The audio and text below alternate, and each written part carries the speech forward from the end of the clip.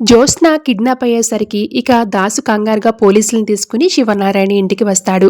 ఇక శివనారాయణ కోపంగా నువ్వెవడువ్రా పోలీసులకి చెప్పడానికి, అసలు ఈ ఇంటితో నీకేం సంబంధం అంటూ కోపంతో రగిలిపోతూ ఉంటాడు శివనారాయణ.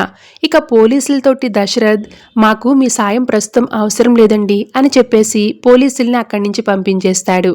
ఇక శివనారాయణ దాసుపై అంత కోపంగా అలా మాట్లాడేసరికి దీప కలగ చేసుకుని బాబా ఏదో తెలియక పోలీసులను తీసుకుని వచ్చారండి అని దాసును సమర్థిస్తూ అంటూ ఉంటుంది దీప. దాంతో దీపపై విరుచుకుపడిపోతుంది సుమిత్ర. ఆవేశంగా పైకి లేచి దీప మెడపట్టుకుని ఏయ్ ముందు నువ్వు బయటికి నడవ్వే, అమ్మ లేదు బొమ్మ లేదు, బయటికి పో అంటూ దీపని ఇంట్లో నుంచి బయటికి గెంటేయడానికి ప్రయత్నిస్తూ ఉంటుంది సుమిత్ర. దాంతో కార్తీక్ అడ్డుపడి ఏమైంది అత్త, ఏంటిది అంటూ ప్రశ్నిస్తూ ఉంటాడు.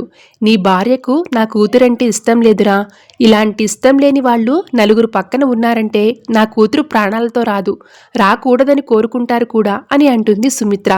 అలా నేనెందుకు కోరుకుంటానమ్మా అని దీప అంటుంది.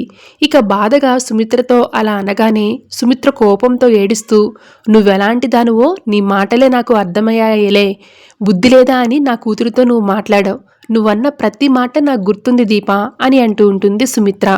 దీపా జ్యోత్స్న అప్పుడప్పుడు ఏదో ఒక మాట అనుకుంటారులే సుమిత్ర అని దీపకు అండగా నిలబడిపోతూ ఉంటుంది పారు.